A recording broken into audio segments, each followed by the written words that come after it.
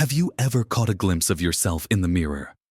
Perhaps after reaching for something you used to lift with ease, or hearing a younger colleague talk about a new tech trend, and felt a tiny pang of something, a whisper that says, "Am I still as capable? Am I still as relevant?" It's a feeling many men experience, especially after 60.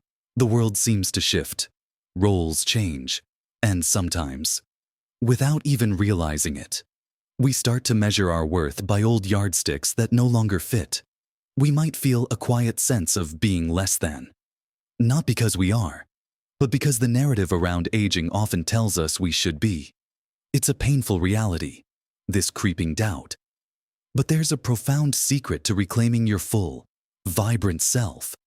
And it's simpler than you might imagine.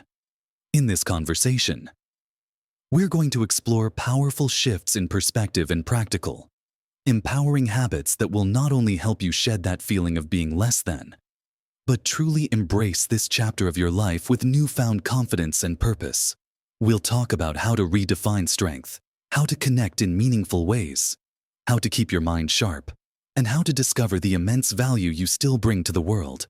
Stay with me until the very end, because I promise, there's a truth waiting for you that might just surprise you and change everything. Let's start right there, with that whispered doubt we just talked about. For many of us, our identity, our sense of worth, has been so deeply tied to what we do. Whether it's the physical strength we once had, the demanding career we built, or the sheer volume of tasks we could accomplish in a day.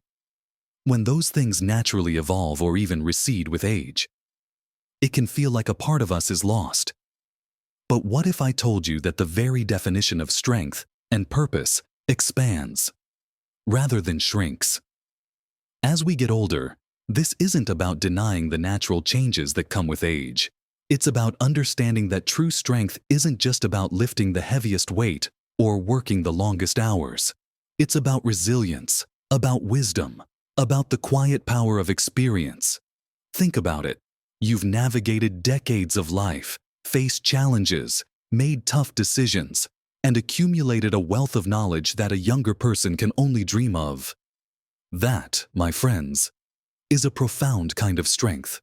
Your purpose isn't gone, it's simply evolving. So, let's talk about redefining physicality. Instead of focusing on what you cannot do anymore, shift to what you can. Maybe you're not bench pressing what you used to, but can you walk for an hour, enjoy a hike, or play with your grandkids without getting winded? Focus on vitality, mobility, and endurance. Gentle exercises like swimming, walking, yoga, or even Tai Chi can build a different kind of strength, one that supports overall health and longevity. It's not about being a bodybuilder. It's about feeling capable in your own skin. Imagine feeling light on your feet, being able to tie your shoes without groaning, or effortlessly carrying groceries. That's strength redefined. It's about function and freedom, not just brute force. I knew a man, John, who was a carpenter all his life, strong as an ox. When his knees started giving out, he felt useless. He told me he'd catch himself looking at old photos, feeling regret, but he loved woodworking. So, he started focusing on intricate carving, on smaller projects, using different tools that put less strain on his body. He wasn't lifting heavy beams anymore, but he was creating beautiful, delicate pieces, teaching himself new techniques. His hands, once used for brute force, became instruments of artistry. He found a new kind of strength, a creative strength, and his sense of purpose soared. He wasn't less than. He was different, and arguably, more skilled in a new way. Then, there's finding purpose beyond the paycheck. Many men struggle when they retire because their job was their identity. But purpose isn't exclusive to work. It's about what gives your life meaning. What problems do you want to solve? What impact do you want to have, even in a small way? Consider David, a retired engineer. He missed the problem solving. So, he started volunteering at a local community center, helping young entrepreneurs with their business plans. He wasn't getting paid, but the feeling of seeing a young person's eyes light up with understanding, knowing he'd helped them avoid a pitfall, that was pure purpose. He was still an engineer, just in a different capacity, sharing his hard-won wisdom. His value wasn't in his salary, it was in his legacy of guidance. Or maybe your purpose lies in your hobbies, becoming a master gardener, learning a new instrument, writing your memoirs.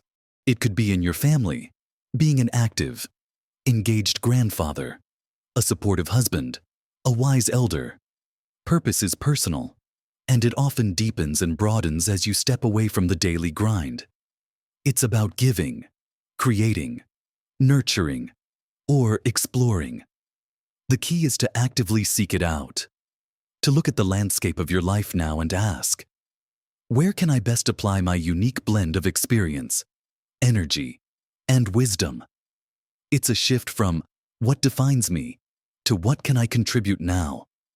This proactive search for new meaning is incredibly empowering. It puts you back in the driver's seat of your own narrative, now that we've talked about how to redefine strength and find new purpose. Let's turn our attention to something equally vital for our well-being and sense of belonging: cultivating deep connections and embracing the community around us. You know, after 60 life can sometimes feel a bit quieter. Our children are grown, careers are often winding down, and the bustling social circles of our working lives might naturally thin out. It's easy to find ourselves feeling a bit disconnected, like we're on the periphery. But isolation is one of the biggest challenges we face as we age, and it can severely impact our sense of self-worth. So, the next crucial step in shaking off that less-than feeling is actively cultivating connection and community. True connection isn't just about having people around, it's about meaningful engagement, about feeling seen, heard, and valued. It's about sharing laughter, concerns, and just being present with others. When we feel connected, we feel supported, and that feeling of less than starts to fade because we realize we're part of something larger. We're not alone in our experiences. This often means reaching out, not waiting for others to initiate. This can be the hardest part, because it requires vulnerability, but it's also the most rewarding. Don't wait for the phone to ring. Pick it up. Call an old friend you haven't spoken to in ages. Suggest a coffee with a former colleague. Send a text to a neighbor you usually just wave to. Even a small step can open a door.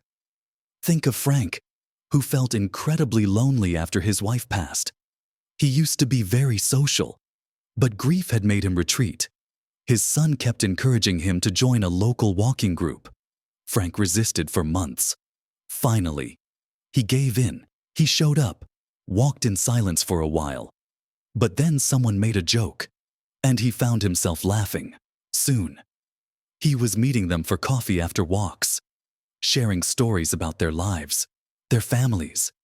He didn't just find friends, he found a new sense of belonging, a rhythm to his week, and people who genuinely cared about him. He was no longer just Frank, the widower. He was Frank, the lively storyteller, among his new friends. His connections bolstered his spirit in a way nothing else could. Also, consider finding new hubs for connection. Look beyond your existing circle. What are your interests? Join a club, a book club, a gardening club, a local men's group, a chess club, a photography group. Take a class at a community college. Volunteer your time for a cause you care about. These are ready-made environments for meeting like-minded people. My uncle, a quiet man, joined a local woodworking shop. He wasn't looking for friends, just a space to work. But soon, he was swapping tips, helping others with projects, and sharing coffee with the other regulars. He discovered a camaraderie he hadn't realized he was missing. These informal connections, built around a shared passion, often become the strongest. They remind you that you have valuable skills, that your company is enjoyed, and that you have a place, alongside connection. There's another powerful antidote to feeling less than. And that's keeping your mind vibrant and engaged. Sometimes we fall into the trap of thinking our learning days are behind us. But that couldn't be further from the truth. Embracing lifelong learning and curiosity is not just about keeping your brain sharp. It's about proving to yourself, every single day, that you are still growing, still evolving, still capable of incredible things. When you stop learning, you risk becoming stagnant, and stagnation can breed feelings of irrelevance. Learning something new, whether it's a skill, a language, or a new area of knowledge, ignites a spark. It builds new neural pathways. Yes, but more importantly, it builds confidence. It shows you that your capacity for growth hasn't diminished. So, explore new horizons. Always wanted to understand how the stock market works. Fascinated by ancient history. Curious about how to code a simple website. There are countless online courses, library resources, and community workshops available. Start small. Pick one thing that genuinely piques your interest. Robert, a retired accountant, confessed he felt a bit bored and irrelevant. He'd always been meticulous with numbers. But now what? He saw an advertisement for a beginner's photography course at the local arts center. He signed up, almost on a whim. He struggled at first with the technology, but he persisted. Soon, he was not only taking stunning photos of local landscapes, but also teaching himself photo editing software. He discovered a whole new way of seeing the world, a new creative outlet, and a fresh sense of accomplishment. He was no longer just an ex-accountant. He was an artist, a learner, someone constantly expanding his own boundaries. The joy of mastering a new skill, of seeing progress, is incredibly invigorating and a powerful counter to any feelings of decline. You can also revisit old interests with fresh eyes. Maybe there was a hobby you loved in your youth that you put aside for career or family. Now might be the perfect time to pick it up again. You bring decades of experience and a different perspective to it now. Perhaps you used to play a musical instrument. Dust it off. Or maybe you loved history. Visit museums. Read historical novels. Watch documentaries. You'll find that your existing knowledge adds a richer layer to your learning, making it even more fulfilling. The act of engaging your brain in a new way, pushing past initial discomfort, and seeing yourself successfully acquire new understanding or skills, fundamentally alters how you view your own capabilities. It's a continuous affirmation that you are a powerful, adaptable being, not defined by your past achievements alone, but by your ongoing capacity for growth. And this brings us to a beautiful culmination of redefining purpose and embracing connection and learning the profound impact of contribution and mentorship. This is where your accumulated wisdom truly shines and where you can experience an unparalleled sense of value. Feeling less than often comes from feeling like you're no longer needed, that your experiences are outdated.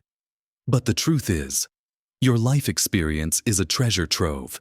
No amount of internet searching can replace the lived wisdom you possess.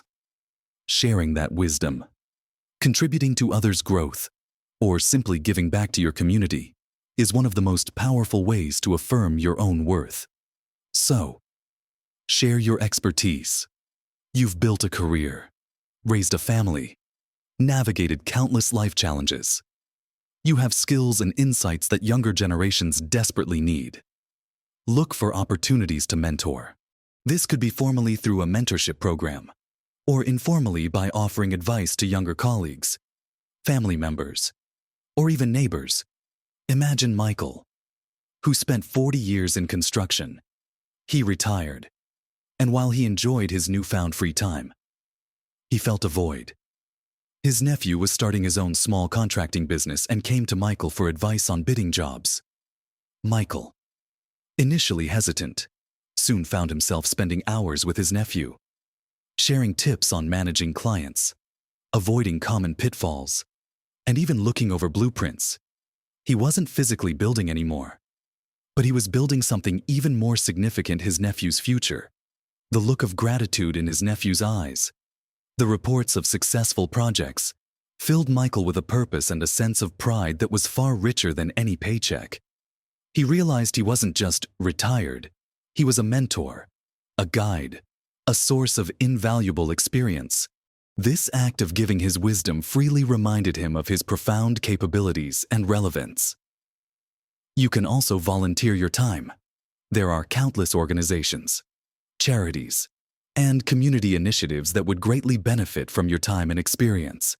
Whether it's helping at a local food bank, driving seniors to appointments, joining a community improvement project, or even coaching a youth sports team.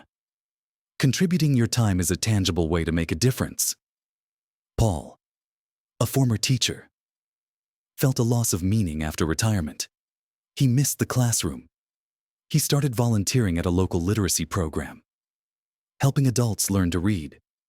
He wasn't standing in front of 30 students anymore, but working one-on-one, seeing the direct impact of his teaching, watching a student's confidence blossom with each new word they learned, was incredibly fulfilling. He wasn't just a retired teacher. He was an agent of change, a bringer of light, and a living testament to the power of human connection and education.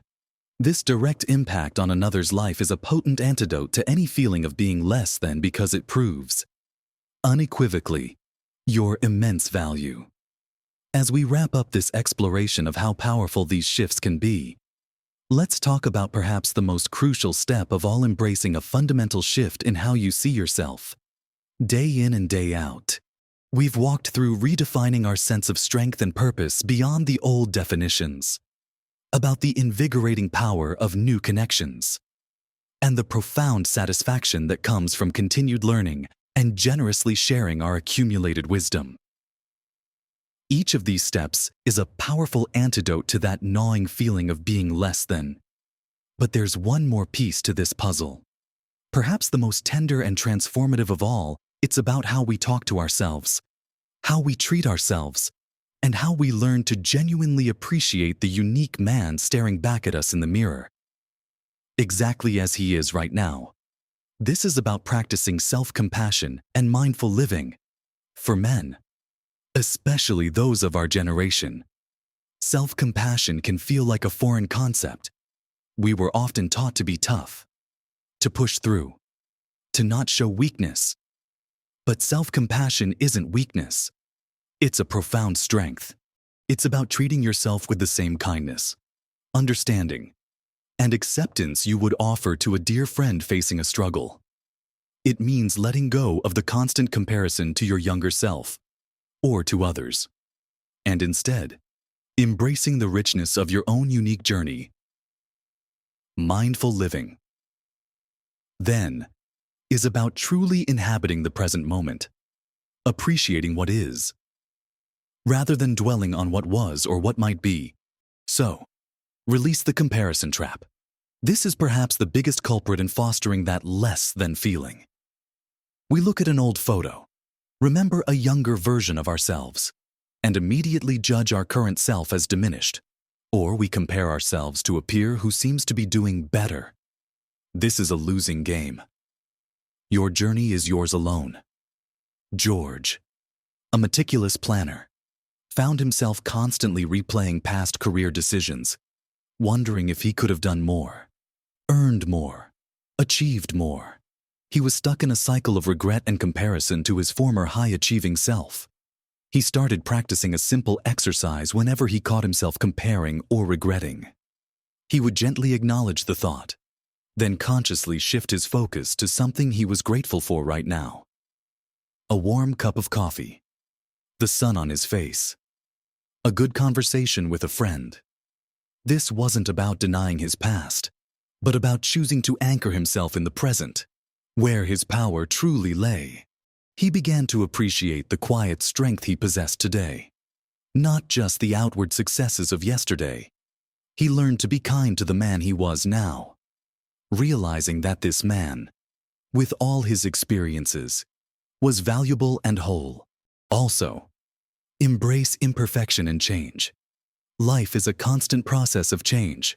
Our bodies change. Our roles change. The world around us changes. Resisting this only creates suffering. Self-compassion means accepting these changes with grace, understanding that they are a natural part of the human experience. Your worth is not tied to being immutable. It's tied to being human. Think of a gnarled, ancient oak tree. It's not smooth and perfectly formed like a young sapling. It has scars, twists, and branches that have weathered storms. But its beauty lies precisely in its character, its history, its resilience. That's you.